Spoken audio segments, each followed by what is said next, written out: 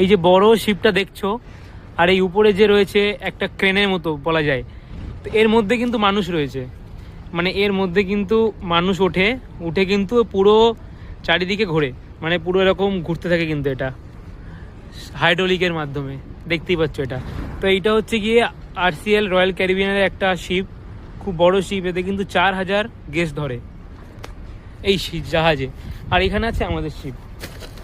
তো গাইজ আমরা আছি এখন কুশাদাসিতে, গেছিলাম বাইরে কুশাদাসি তুর্কিতে, তো এখানে কিছু শপিং করে নিয়ে এসেছি কিছু বাড়ির জন্য।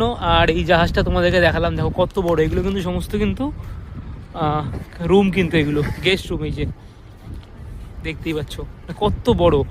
সব থেকে বড় ব্যাপার এটা, দেখো নিচে আসতে কিন্তু নিচে নামছে, এটা এখন কিন্তু উপরে ছিল, আর যখন সমুদ্রে দিয়ে চলে তখন ভাবো কত সুন্দর লাগবে এটা, মানে এর উপরে চড়তে এত সুন্দর। বাট এখানে কিন্তু এখন প্রচণ্ড রোদ, ওই যে আমি তাকাতে পারছি না ঠিকঠাক করে।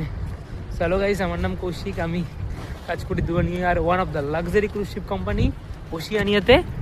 আর আজকে আছি আমরা কুশাদাসি, এই দেখো কুশাদাসি তুর্কিতে। বাই।